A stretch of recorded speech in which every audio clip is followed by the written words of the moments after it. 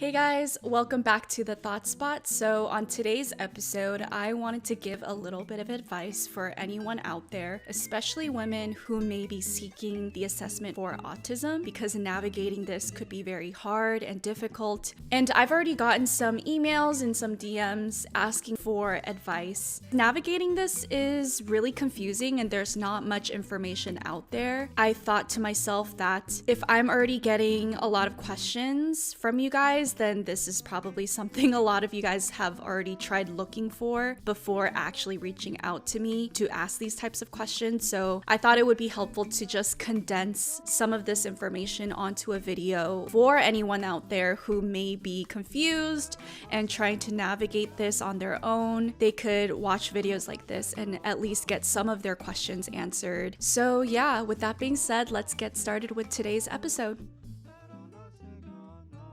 I actually want to start this video off with some facts and statistics as to how and why women with autism are so often misdiagnosed. And I want to read these facts and statistics because I think it's really important to know these things before you begin your journey of finding an assessment for autism, just so you can have an idea of what you may struggle with, or if you're in the midst of seeking an assessment and you've already been actively trying, it could offer some reassurance to you as to maybe why you're having such a hard time seeking this diagnosis, and to know that you're not the only ones out there who may be struggling. I myself struggled as well when I was seeking my diagnosis. So I just want to let you guys know you're not alone and it's okay, and to not give up on yourself and to keep trying. So this article is on the website Psychology Today. I might link it down in the description box below if you guys want to read into it on your own time. And it's titled, Why Women with Autism So Often Are Misdiagnosed. 42% of women and girls with autism received at least one misdiagnosis before securing an autism diagnosis, one survey found. Though the reason for female misdiagnosis isn't always clear, women's ability to camouflage autistic characteristics may play a role. Similarly, women's restrictive and repetitive behaviors, common features of autism, may be less noticeable than men's. Considering social camouflaging, anxiety, sensory overload, and depression could help more women secure needed diagnosis. Research shows that autism spectrum disorder is more prevalent in males than females by a ratio of 3-1. But there is an increasing evidence that this gender difference may be slimmer than we think, and that autism symptoms in women and girls are frequently overlooked and misdiagnosed. A survey conducted in the United Kingdom by the National Autistic Society found that compared to males, women and girls were more likely to be misdiagnosed, with 42% of females diagnosed with mental disorder other than autism when first being assessed, as opposed to 30% of males. There is no clear explanation as to why women with autism are often misdiagnosed. Child psychiatrist 𝗪𝗪𝗏, a clinician scientist at the Center for Addiction and Mental Health, says that while there is a range of different reasons why women receive a diagnosis of autism later in life, one possibility is autism characteristics aren't so evident in females. Girls and women may be more able to master camouflaging, so typical autistic characteristics could be masked when they learn social skills. 𝗪𝗏 describes this as the ability to learn neurotypical social behaviors such as eye contact, gestures, holding conversations, and the utilization of social scripts. These neurotypical behaviors represent those who are not on the autism spectrum, in contrast to the neurodiverse behaviors, which refer to differently wired brains and cognitive styles attributed to those on the autism spectrum. In the Foreword for Safety Skills for Asperger Women by Leanne Holliday-Willie, Tony Atwood describes this camouflaging phenomenon, reporting that young girls mask the symptoms of autism by socializing and interacting with their peers, causing a delay in diagnosis. 𝗪𝗏 notes that another possible reason for misdiagnosis is that women and girls tend to have restricted and repetitive behaviors that are less likely to be recognized. The issue is that some of these narrow interests of autism in males, if you only look at that content, are more traditionally male typical, such as trains, dinosaurs, trucks, and they are most easily recognized by clinicians because of our own stereotypes of autism. For girls, their restricted and repetitive behaviors might not be captured by standardized instruments as they are deemed as less noticeable. Recent research has touched on the idea of bias in the way autism is diagnosed. One study showed that girls are more likely to be diagnosed if they had additional intellectual disabilities or behavioral issues. However, without these, many women are receiving incorrect diagnosis or none at all. Hannah agrees. Sometimes you might feel like you don't fit in anywhere. Everything everyone thinks about autism is male biased. However, as slow and painful as the journey is, there is always a light at the end of the tunnel. It takes us a bit longer to get to it, but it is worth the journey. Oh my God. That made me kind of tear up a little bit. Oh my gosh, I have like full body chills reading that last bit. But I had chills because that little sentence, that little bit at the end where they talk about the issues is that some of these narrow interests of autism in males, if you only look at the content, are more traditionally male typical, such as trains, dinosaurs, trucks, and they're most easily recognized by clinicians because of our own stereotypes of autism. That part resonated with me so much because my previous psychiatrist, the first clinician that I brought up my suspicions that I had autism to, used that same example to discount me. And this was before I was formally diagnosed. This is kind of when I had the suspicions for a while, and I just wanted to bring it up to her to begin navigating the realm of seeking that assessment. And at the time, I wasn't completely educated as to how to navigate that, and I had trusted that since she diagnosed me with my ADHD and was treating me for it, that she was going to be qualified to assess me for autism as well, but I couldn't have been more wrong. And that leads me into the first portion of advice that I want to give.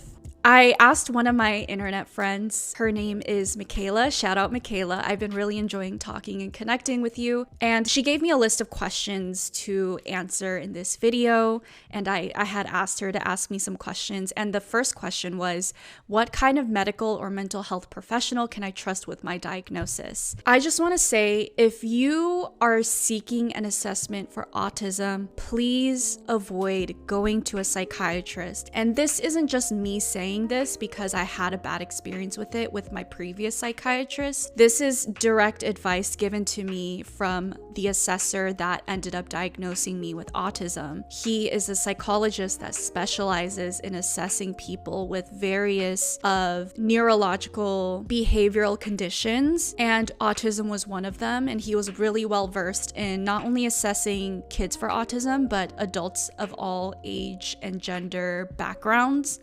And when I first spoke to him, I had brought up this bad experience with my psychiatrist with him, and he actually told me psychiatrists are not qualified to really assess people for autism because that is not necessarily their profession. And so autism is in the neuropsychological realm. It covers your behaviors and how you process things neurologically. The people who are qualified to assess you would be neuropsychologists or psychologists who specializes in subjects such as autism and specializes in giving assessments for autism, especially adults. And so these are the things that you should be looking for when you are looking for a clinician that you want to trust with assessing you. I just want to give the advice to be as picky as you can be, because getting assessed for autism by the wrong clinician could be very traumatizing. And I want to say that with as much empathy as possible and as gently as I can possibly say this. And I don't want to say this to scare those out there, but I want to say this to make you guys a little bit more cautious when you are seeking the assessment, because there are a lot of women out there with late diagnosed autism, undiagnosed autism, misdiagnosed.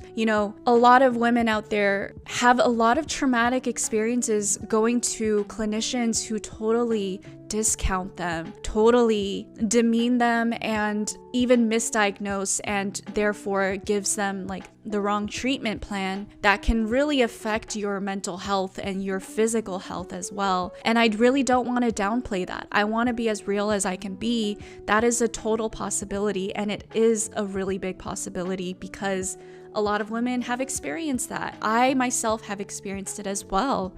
And so to avoid having that traumatic experience and to do your due diligence in researching and being picky with what clinician you want to trust yourself with is super, super important. Make sure they check off all these boxes. And if it's really hard to find a clinician that checks off all these boxes, then so be it. Take the extra time and energy to look for that doctor, to look for that clinician, because when you finally get to see them, you are most likely going to have a better experience getting assessed by them than you will be trusting another clinician that may be in over their head trying to assess you, especially given the fact that a lot of women tend to have a bigger propensity to mask a lot better than men do. And that would lead me to another topic that I'll get to as well, but you really need a clinician that is able to see through those nuances and to be able to see your autistic traits that are special for you and very much so may lie outside of the context of these very stereotypical male autistic traits. Like, for example, my psychiatrist that I previously had, I was seeing her for about half a year.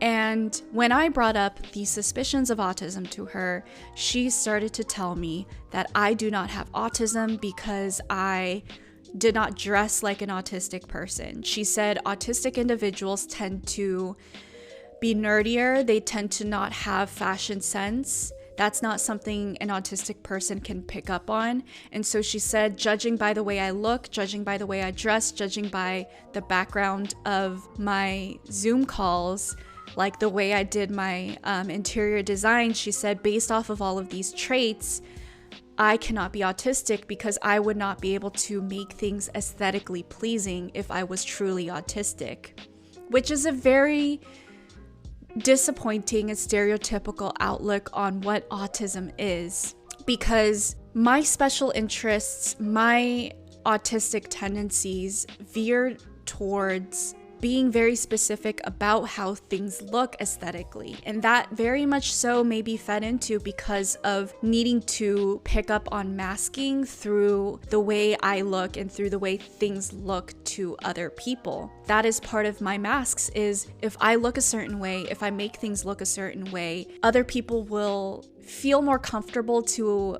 accept me. And of course, part of my autism as well is feeling a deep sense of comfort in managing how things look and making sure it is in alignment with what I want it to look like. And that is part of like those OCD tendencies that are within the confines of autism as well, which kind of leads to the second question on this list. And that's, how do I know if I'm being gaslit by a healthcare provider? Anytime you begin to hear someone telling you you do not have autism because of A, B, and C, you're most likely getting gaslit, especially if you feel as if they don't know anything about you at all. They haven't really asked questions, they just see you and they're already making their snap judgments.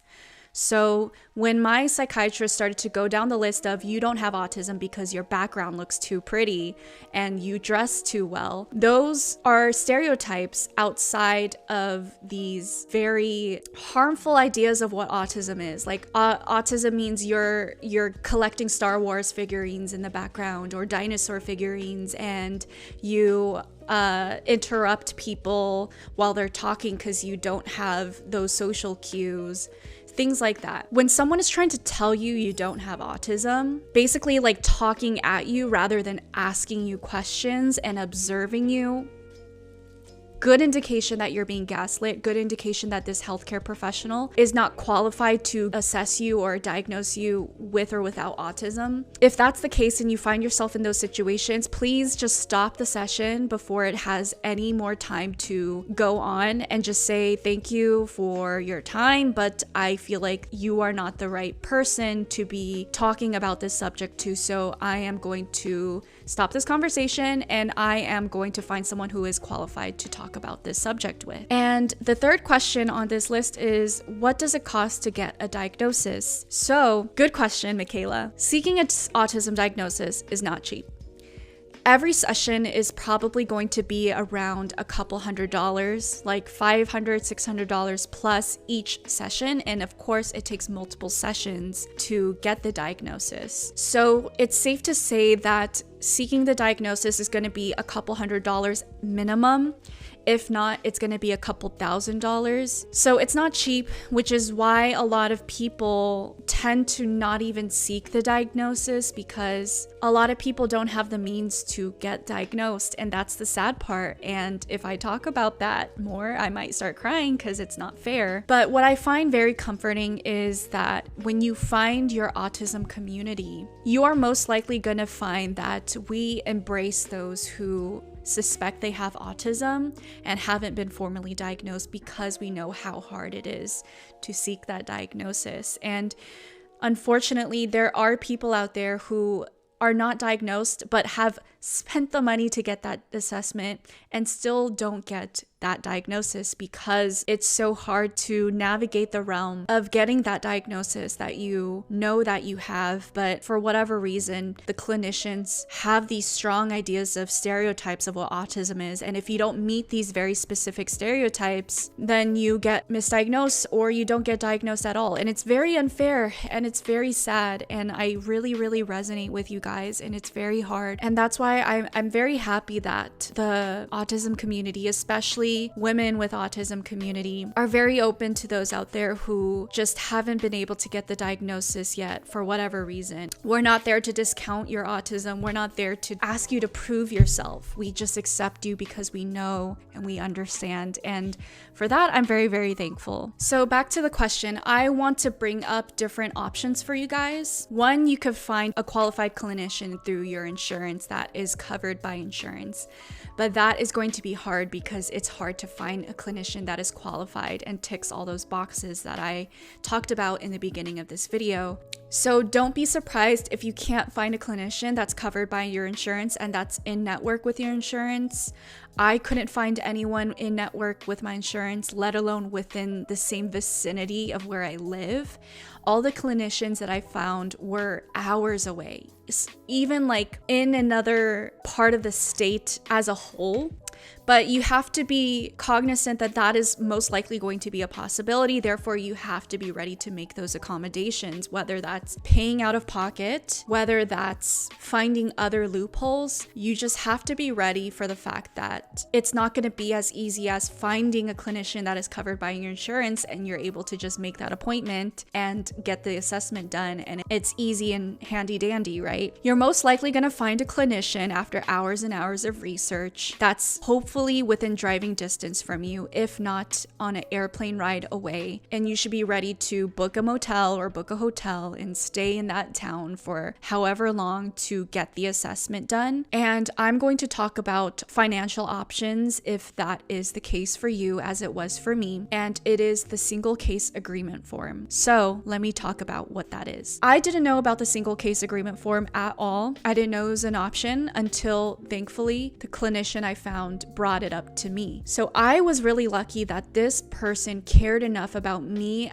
as a human being to give me advice as to how I could get this financially covered, because at the end of the day, he was empathetic towards me as he is empathetic towards all of his patients as to how expensive getting these assessments is. And it's already so hard living with a disorder that is undiagnosed and untreated. So this is something you can't pay for. You can't pay for a clinician to genuinely care about you as a human. This is something that I know is so rare to find. I myself have experienced experienced so many jaded clinicians that sees you as another number, and therefore they treat you like you're just not a human, and it's not fair, and experiences like that are very traumatic. So I was so thankful when I found this clinician, and I was not expecting him to actually care for me as a human, and he was able to say, you know, Irene, I see that I'm not covered by your insurance, so let me offer you an option that can get my services covered by your insurance, because I know that this is very expensive and I don't want you to struggle more than you already have.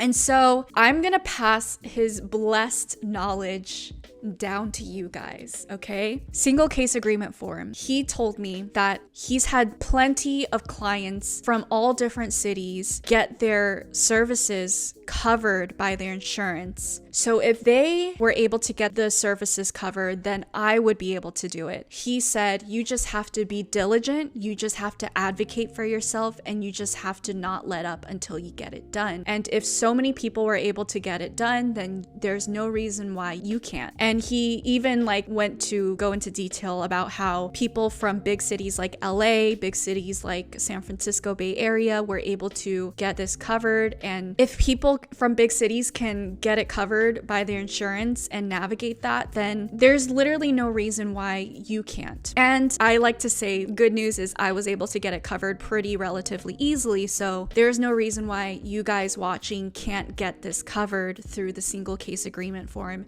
And with that being said, let me get into how this works. So with the single case agreement form, it's pretty easy. I'm going to break it down really simply for you guys because I know how executive dysfunction can be very, very hard to deal with. The hardest part is finding a clinician that is qualified and that you trust. So once you get that done, just know that you got the hardest part done already. And once they feel as if you are good to go with getting the assessment done because they suspect that you have autism as well, ask them about the single case agreement form and provide them with your insurance's number so that they could call them, and ask your clinician's office to call your insurance and ask them for the single case agreement form. Basically, what you're doing is you're getting your clinician's office in contact with your insurance. And the clinician's office is basically telling your insurance, hey, this person needs to get assessed for autism, but we're not in network with you guys. So you guys need to get this covered. And your insurance, once they see that this is something that needs to be done, will get it covered, and they will send those forms back and forth as much as they need. And once that gets situated, which takes about 1 to 3 weeks, not too long, you will basically get something in the mail, or your clinician's office will contact you saying, we're good to go. Your insurance approved of the single case agreement form. They approved of this many sessions. They are paying for this much. Let's schedule your appointment to get assessed. So that's kind of how it goes. I hope I broke it down in a way that makes sense to you guys. Of course, if there's anything that isn't clear and you guys have any more questions, you could always comment them down below or reach out to me privately and I will answer your questions. So another option is for those out there who may be financially restricted, but especially restricted within location, so physically restricted. For whatever reason, you can't travel and there's no clinicians near you. Another option is to get an assessment done online. And so I'm gonna link a resource for an online autism assessment in the description box below. So the ups to this is that you could do your assessment online, so you don't have to leave your home to get assessed. But a downside to this is that you do have to pay out of pocket. But another little upside to this is that from what I've seen and from what I've heard, this website is relatively affordable compared to other options out there. So I have seen women get assessed through this website and have had a good experience. It's just not ideal if you're really financially constricted to a point where you can't pay anything for an assessment,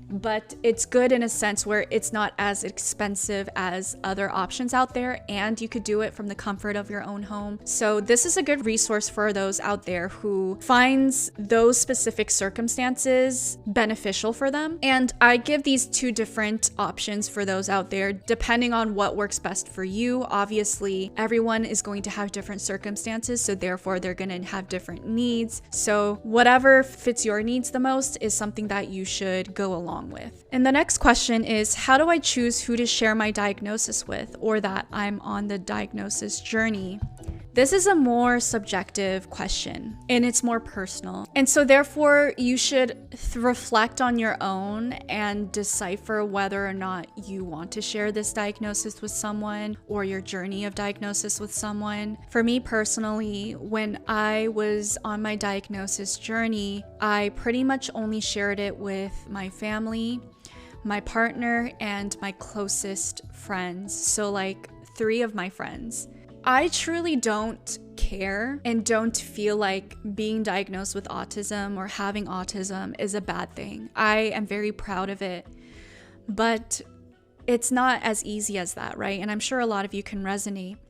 Just because I think there's nothing wrong with it doesn't mean other people don't have misconceptions of autism. And so because of that, I feel like the best way to approach this question is to first talk about how do you personally feel about autism and the fact that you may very much so have autism, and how do people in your life and people in general see autism and see you in the context of that diagnosis. Most of the time I find that people who have autism, whether it's diagnosed or undiagnosed, have no issues with the concept that they have autism. They don't see themselves as any less than. They don't see any issues with it. But that isn't to say that other people in your life or people in general won't see you as less than or see you as being disabled or whatever it is. Your journey of whether or not you want to share it at all and how you want to share it is totally up to you, and you have every right to, I guess, come out at whatever speed and however you want to. For me personally, I see my journey with sharing my autism and my diagnosis in like 3 different sectors. Pre-diagnosis, I only shared my suspicions of autism with my partner, my mom, and 2 of my friends. I didn't share it publicly on my platforms, YouTube, TikTok, whatever, because I didn't feel comfortable talking about this if I wasn't formally diagnosed. And I say this because I feel like with my platform, I have some semblance of responsibility to people out there to not just blatantly talk about stuff like this without having some sort of knowledge or experience with it first. And so I didn't feel comfortable talking about, I think I have autism, like I'm 99.9% sure before I got diagnosed, because I just want to make sure that I am making use of my platform and I'm being responsible about it. And so I knew for myself that I wouldn't share my diagnosis or my experiences until after I was diagnosed and after I got to know my autism better as well. Which moves on to the second part, is after the diagnosis, I began to share it with you guys on my YouTube, on my TikTok, on my platforms basically. I was already sharing it with the closest people in my personal life. I began to share it with my family, which is my brothers. I have not reached the point of the third part where I could freely talk about it on like my personal Instagram or my personal Facebook, because I just want to give myself time to have this diagnosis and to find myself within that diagnosis and to gain comfort in it. So the concept of autism, if you imagine doctors and clinicians not fully understanding it, then it's safe to say that normal people will not fully understand it, right? They will have misconceptions that are ableist and that are harmful.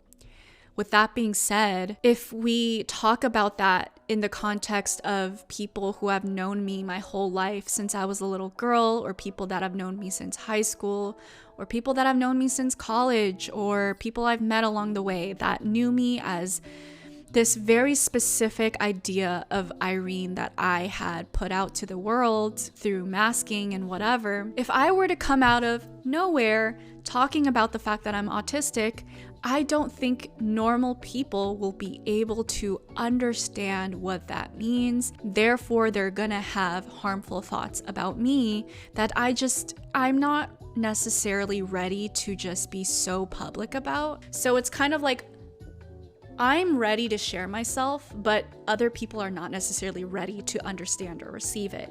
And I have to be okay with that. And I'm not necessarily okay with that yet, but I know I will be in time. And so I just have to give myself time to be ready for that. And so once I'm ready for that, that's the time I will fully share. So yeah, I broke it up into 3 different topics. I hope that's helpful for those out there who may be struggling with the same ideas. And I hope that that helps you determine whether or not you want to share and how you want to share. It's okay to do it in increments. And just tune in with yourself and honor what feels comfortable to you, and never feel any sort of guilt or shame for whether or not you are or aren't ready. And the last question on this list is, how can I release stigma on medication and make space for that in my heart if that is a necessary accommodation? So I feel like this question kind of touches on ableism, right? Feeling like you need accommodations feeds into this idea that you are disabled, right? Because normal people, neurotypical people, don't need those accommodations. They could just do it, and they don't struggle along the way. That is such a social construct. Let's think about this very objectively. We live in a world built for neurotypical people. And if you are neurodivergent, autism or not, you might just have ADHD, or you might have both. It's going to be harder for you to operate in a neurotypical world. As my autism doctor said, you cannot take a circle peg and try to shove it through a square hole. It just won't fit. And to keep shoving it through that hole and realize that, why can't I fit that circle peg in this square hole, is just very counterintuitive. And so therefore, if we live in a neurotypical world and you are neurodivergent, you're just gonna need accommodations. And it's as simple as that. It doesn't mean you're any less than, it just means that you need certain accommodations to make life more easy for you, to allow yourself to thrive better without the cost of your mental health or your physical health. Whether that's having a service dog, whether that's telling your school or work that you have certain diagnosis that needs accommodations. And if you need to take medication for it, if you need to go to therapy for it, whatever it is, you have every right to have those accommodations. And if you don't know what you have, you can't have the right accommodations that are actually going to help you. It's as simple as that. In order to take action, you need to have the answers. In order to know what accommodations you need to make, you need to know the circumstances you work with. And it's all about learning more about yourself and not feeling ashamed for that. Just because you're different doesn't mean you're any less than. Just because you're different doesn't mean you need to be ashamed of it. And I really genuinely mean that, you guys. And I really, really hope you could take that to heart. Never be ashamed of the accommodations that you need, because ultimately you're taking care of yourself and you're making it so that you could show up not only for yourself, but for those in your life better. And that's all we can ask for, you know? One last advice I want to give is for the women and the girls out there who are seeking the assessment for their autism. Give yourself time to find who you are outside of your masks, because you guys most likely have very, very specific and intense masks that you guys have been practicing for years and years and years now. And so the last thing you want is to go into these assessments with all of those masks and to have a clinician discount you because of those masks. Figure out who you are outside of these masks. Figure out who you are at your core. Rediscover your autistic self, which is basically your authentic self, right? And allow yourself to unmask and just be your autistic self, and to not feel the pressure to mask. And this part is important not only on a personal level, but it's important because when you go in for these assessments, you want your assessor to see your authentic self, right? The last thing you want is for them to see an inauthentic self that you have practiced to a point where it feels like second nature at this point, and to therefore misdiagnose you or not give you any sort of diagnosis because of that. For me personally, I was unmasking for months before I even went in for the assessment. So by the time I went in for my assessment, I was pretty much just authentic Irene. And I feel like that not only felt good for me, but it also helped with the assessment as well, because the doctor was able to see a side of me that no one else was able to see ever before. And so that is an advice I want to give for you guys as well. And from what I've seen a lot of women and girls come back from an assessment very distraught because the assessor was like, I don't see any autistic traits. And I feel like a lot of the times this happens because we mask so well that we don't even realize we're masking all the time. And so we go into these assessments assessments not being ourselves. And so therefore it's kind of like not surprising that you're not getting the diagnosis, because it's like, what else do you expect when you're still keeping up this facade of being a neurotypical when you may not be a neurotypical? You have to allow yourself to, and I don't know if this is controversial or not, but just be yourself and be neurodivergent, and almost like find that neurodivergent self again and what that means to you, so that when you go in for your assessment, you can allow yourself to be neurodivergent Katie, neurodivergent Irene, neurodivergent Ben, whatever it is, and just be authentic to yourself and allow the assessor to see your authentic self. So therefore, hopefully the diagnosis that you receive is going to be as accurate and as authentic to you as possible. But yeah, thank you guys for tuning in on today's video. I'm getting super hungry, so I'm gonna go eat my food that's been sitting over there for the past hour. Subscribe and tune in for next week's video. Bye guys.